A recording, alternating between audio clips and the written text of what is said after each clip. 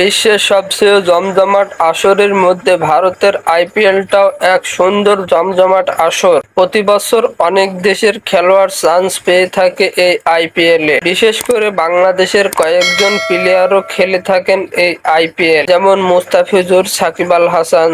তবে এবার 2025-এর আইপিএলকে ঘিরে যেন বাংলাদেশের আরেকজন পেসারকে কেনার জন্য মরিয়া হয়ে উঠেছেন আইপিএল দলের মালিকানাগুলো। হ্যাঁ দর্শক, বিস্তারিত থাকছে ভিডিওটি সম্পূর্ণ দেখুন।